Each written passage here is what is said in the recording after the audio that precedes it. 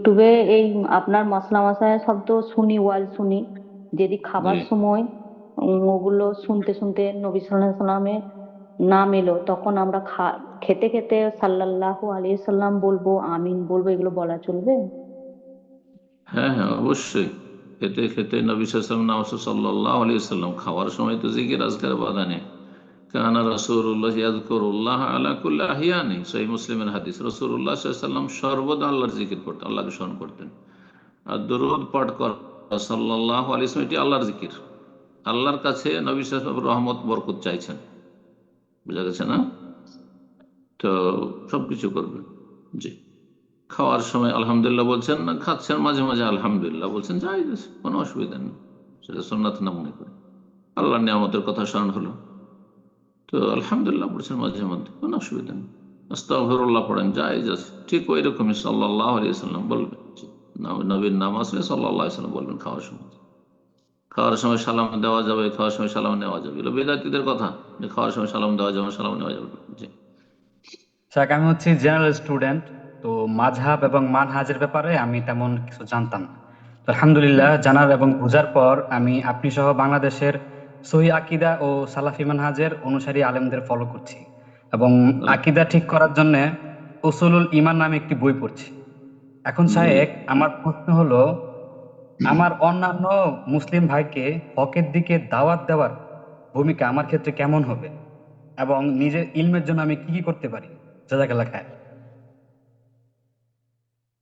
নিজের এলমের জন্য ভালো আলেমদের কাছ থেকে কিছু দর্শ নিতেই থাকবেন, শুধু নিজের সেলফ স্টাডি করে এলেম নেবেন না, তাতে ভুল ভ্রান্তি বিভ্রান্তির সম্ভাবনা বেশি। আপনি যে কোনো ভালো ওস্তাদের দাসে মাঝে মধ্যে বসবেন, সপ্তাহে সপ্তাহে একবার কমপক্ষে, বা মাসে একবার, মাসে দুইবার বসবেন। আর যদি সপ্তাহে 2 দিন 3 দিন 4 দিন সম্ভব হয়, সেটা আরো ভালো। আকিদা হাদিস ফিকহের হাদিস দর্শগুলোতে বসবেন, সরাসরি আল ইলমু বিত্তালাক্কি। ওলামারা বলেছেন যে এলম হাসিল করতে হবে ওস্তাদের মুখ থেকে, ওস্তাদের কাছ থেকে। আর কিতাব থেকে এলম হাসিল যারা করে তাদের বিভ্রান্তির সম্ভাবনা বেশি থাকে, ভুলভ্রান্তি বেশি হয়ে থাকে। আপনি কিতাব পড়ুন, কিন্তু তার সাথে আপনি দিক নির্দেশনা নেবেন ওস্তাদের কাছে। জি। ওই ওস্তাদের সাথে আপনি যোগাযোগ অবশ্যই রাখবেন, বা তার সাথে মাঝে মাঝে বসবেন। জি।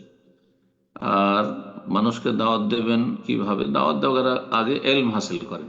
প্রথম থেকে দাওয়াত দেওয়া শুরু করতে হবে না। আপনার দাওয়াত দেওয়ার পদ্ধতি হবে আপনার ওস্তাদদের সাথে তাদেরকে সম্পৃক্ত করা।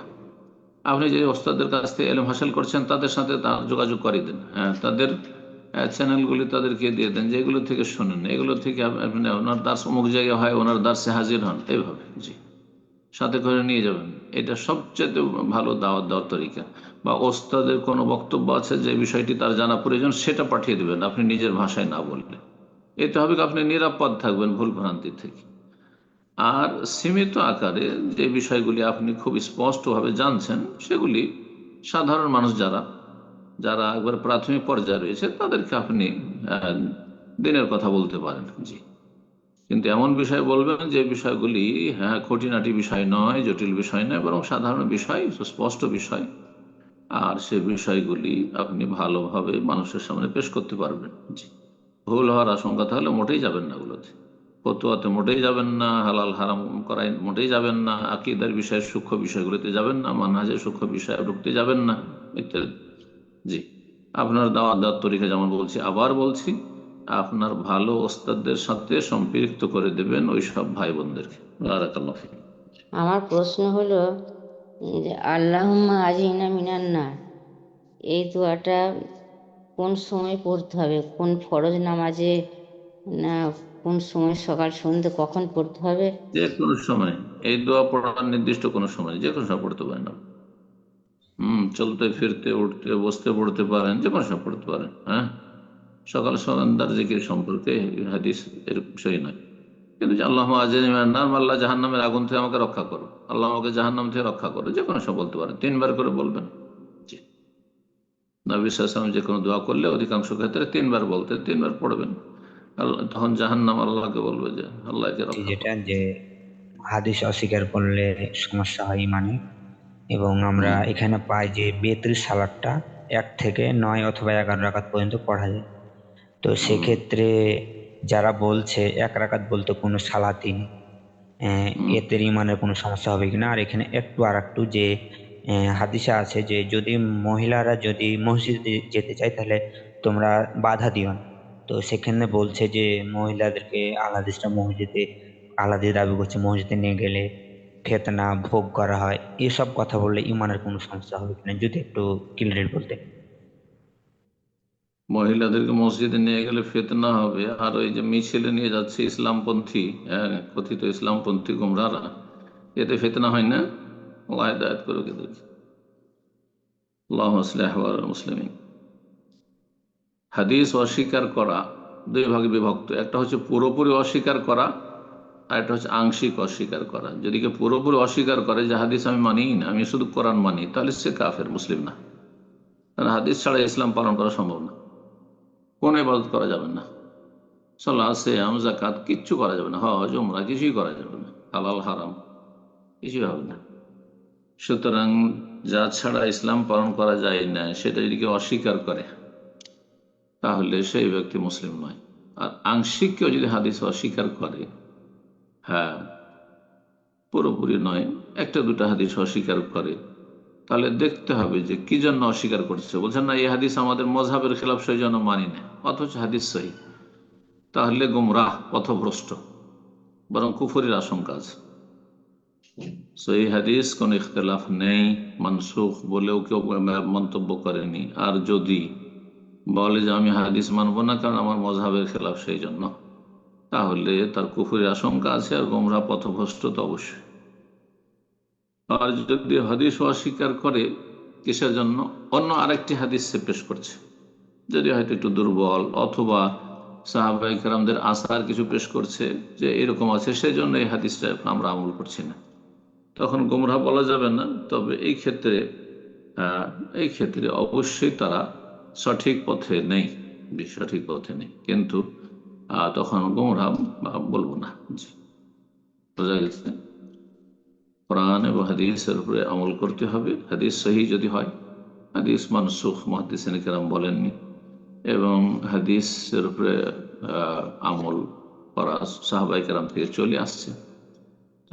আর সেই হাদিসকে যদি কেউ অস্বীকার করে তাহলে এটি গুমরাহি।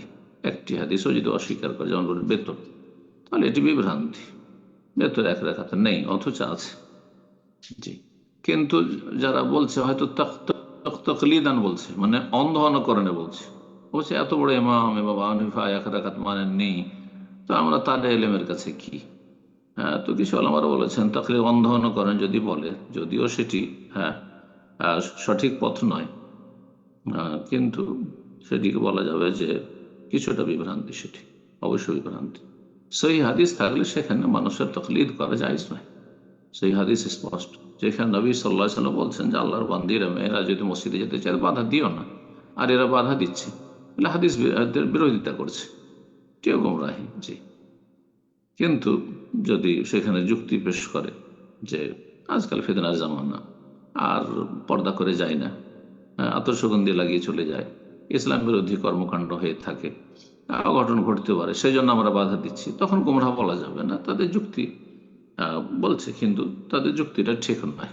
আল্লাহ তাআলা আলাম। জি, আমার প্রশ্ন হলো যে আমার ছেলে ওমান থাকে, তো ওই দোকানে আর কি হুন্ডি এই বিকাশে টাকা পাঠায়, মানে ব্যবসা করে, বিকাশ নাম্বার দেয়, যারা টাকা দেয় আর কি ওই নাম্বারটা দিয়ে দেয় এখানে, তো এখান থেকে ওই টাকাটা আবারও আমার ভাই আবারও ওই নাম্বারে পাঠায় দেয়। তাই প্রায় হয়তো ওই টাকা অ্যামাউন্ট যদি বেশি হয়, 4 লক্ষ 5 লক্ষ ওরকম হইলে, তো ওই টাকাটা আবার ব্যাংকের মাধ্যমে পাঠায়। তাই ব্যাংকে ওই 4 লক্ষ টাকার ভিতরে 10,000 টাকা আর কি বেশি দেয়। ওই টাকাটা কি আমার কি হালাল নাকি হারামি একটু জানার ছিল। ব্যাংকের মাধ্যমে টাকা গেলে ব্যাংক বলছে যে আমাদের মাধ্যমে টাকা পাঠালে আমরা 1 লাখে এত টাকা দেব, হ্যাঁ, সেটা হ্যাঁ, তাদেরকে বোনাস হিসাবে দেবো। তো এটি সুদ নয়, জায়েজ আছে, সুদ নয়, জায়েজ আছে। জি, আমার মাধ্যমে আপনার নিকটে জানতে চেয়েছেন যে তিনি খুব দুঃখ কষ্টের মাঝে কি আছেন বর্তমানে পারিবারিক ভাবে, তো কষ্টের মধ্যে থাকাকালীন উনি এক সময় মনে মনে আর কি আল্লাহকে গালি দিয়ে ফেলেন মনে মনে, তো সেটা মুখে কখনোই নয়, মনে মনে উনি সেটা হয়ে যায়, গালি দেওয়া হয়ে যায়। তো মুখে বলার আগেই তিনি সেটা থেকে সরে আসেন। এখন তিনি পেরেশানির মধ্যে আছেন, এটার কারণে কি কোনো কুফরি হবে নাকি কোনো সমস্যা হবে, না ইমামের কারণে তো যাবে? কুফরি যদিও হয় তো তার তওবার রাস্তা খোলা আছে না, নেই? হুম। ধরেন একজন কুফরি কথা বলেছে বা কাফের হয়ে গেছে, তো তার সমাধান নেই। সমাধান হচ্ছে তওবা করে ফিরে আসা, তওবা করে নি। ওয়াসওয়াসা কেন? আমি বলছি যে আপনাদের ওয়াসওয়াসা আছে। হ্যাঁ, এই ওয়াসওয়াসা থেকে মুক্ত হইতে হবে। ওয়াসওয়াসা শয়তানের রাস্তা, শয়তানের রাস্তা, শয়তানকে সুযোগ দিচ্ছে। যেখানে আল্লাহ আবু জাহাল, আবু লাহাব, উতবা, সাইবা, রাবিয়াকে তওবার দাওয়াত দিয়েছেন। হ্যাঁ, যারা তৃতীয়বাদের মুশরিক তাদেরকে দাওয়াত দিয়েছেন, বহুত্ববাদী যারা তাদেরকে দাওয়াত দিয়েছেন। আফালা ইয়াতুবুনা ইলাল্লাহি ওয়া ইয়াস্তাগফিরুনা। জি। কুল্লিল্লাযিনা কাফারু, সমস্ত কাফেরকে আল্লাহ বলতে বলছেন, হে নবী বলে দাও কাফেরদেরকে যে ইয়ান্তাহু, এখনো যদি তারা বিরত হয়ে যায়, ক্ষান্ত হয়ে যায়, অন্যায় ছেড়ে দেয়, কুফরি ছেড়ে দেয়, শিরক ছেড়ে দেয়, তাহলে ইউগফার লাহুম মা কাদ সালাফ, অতীতে যা কিছু করে সব মাফ করে দেওয়া হবে। কোরআনের আয়াত এগুলো। তো যদি কেউ আল্লাহকে গালিও দিয়ে থাকে আর তওবা করে নেয়, তো আল্লাহ মাফ করবেন। লা তাকনাতু মির রাহমাতিল্লাহ, সূরা জুমার আল্লাহ বলছেন, আল্লাহর রহমতে নিরাশ হইও না। ইন্নাল্লাহ ইয়াগফিরুয যুনুবা জামিআ, আল্লাহ সব গুনাহ মাফ করতে পারেন, কিন্তু মাফ নিতে হবে, ক্ষমা চাইতে হবে অন্তর থেকে। আল্লাহ তৌফিক দান করুন। জি। আমি মাদ্রাসায় পড়তে চাই, কিন্তু পরিবার থেকে আর কি পড়ানো হচ্ছে না। আমি অনেকভাবে বললাম, কিন্তু হুম, তারা তেমন ভাবে আর কি দেখিচ্ছে না আর কি। হুম। এটা একটা প্রশ্ন। এখন কি অর্থনৈতিক করব? ভাবে, হ্যাঁ, অর্থনৈতিক ভাবে সমস্যা এটা। মানে পড়তে চাচ্ছি কিন্তু তাদের মানে কোনো কার্যক্রম করছে না আর কি। এটা মানে কি তোমাকে পড়াইতে চাইছে না, না তোমাকে স্কুলে পড়তে বলছে? হুম, হুম। জি। বলছে তোমাকে পড়া বন্ধ করতে বাধ্য করছে, বলছে যে পড়াবো না, নাকি বলছে যে স্কুলে পড়ো, মাদ্রাসায় পড়াবো না? মাদ্রাসায় পড়াবে না, স্কুলে পড়াবে। আচ্ছা। স্কুলে পড়েও ইসলাম রক্ষা করা যায় যদি বাধ্য করে বাপ মা। তো স্কুলে পড়ো এবং সাইডে আলেম ওলামা, এলাকায় যে আলেম ওলামা তাদের থেকে দিন শিখতে থাকো। জি। আর অন্যান্য ভাইরা আছে, না তুমি একা? শুনছে না মনে হয় আমার কথা। সমস্যা নেই। ওস্তাদ জি, না জি, ওনাকে লাইন ড্রপ করা হয়েছে ওনাকে, সো একটু কুইক হয়ে গেছে আর কি। যাই হোক, সমস্যা নেই, আপনি কোনো সমস্যা বলতেন নেই, জি, বলে ইনশাআল্লাহ, দিচ্ছি। জাযাকাল্লাহ খাইর। বাবা মায়ের কথা শোনো। বাবা মা কোনো নাজায়েজ কাজ করতে বলেনি, স্কুলে পড়তে বলেছে, নাজায়েজ কাজ বলেনি, জায়েজ বলেছে। তার চাইতে উত্তম ছিল, বরকতের কারণ ছিল, দিনী শিক্ষার সুযোগ দিত। কিন্তু দিনী শিক্ষার জন্য বাপ মায়ের নাফরমানি করে চলে যাবে স্কুলে, যে আমি স্কুলে পড়বো না, এটা ঠিক হবে না। বাপ মায়ের কথা শুনতে হবে।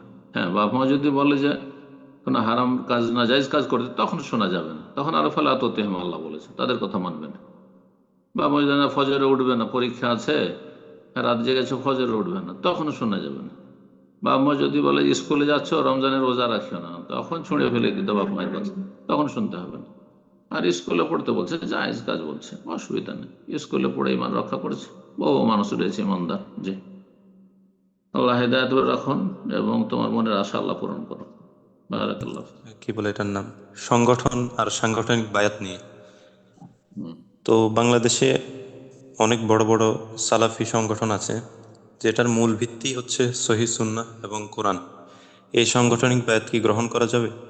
যেহেতু ওনাদের পক্ষে অনেক দলিল আছে, আবার সাংগঠনের যারা কি বলে বিরোধী কথা বলে, ওনাদের পক্ষে অনেক দলিল আছে। তো এ সম্পর্কে আপনার মতামত কি? সংগঠন তো ঠিক আছে যদি আল্লাহ সন্তুষ্টির জন্য হয়, আর সেখানে বিভক্তি আর কলহ আপোষে না থাকে, হ্যাঁ, অন্যের সাথে শত্রুতা বিদ্বেষ না থাকে, গীবত হারাম ইত্যাদি এসব না থাকে, কাউকে ঠেকানো এসব না থাকে, পরস্পর সহযোগী হয়ে সংগঠন করলে কোনো অসুবিধা নেই। কিন্তু সাংগঠনিক বায়াত, হ্যাঁ, হাদিস সম্মত নয়। বায়াত থেকে বেঁচে থাকবেন। জি।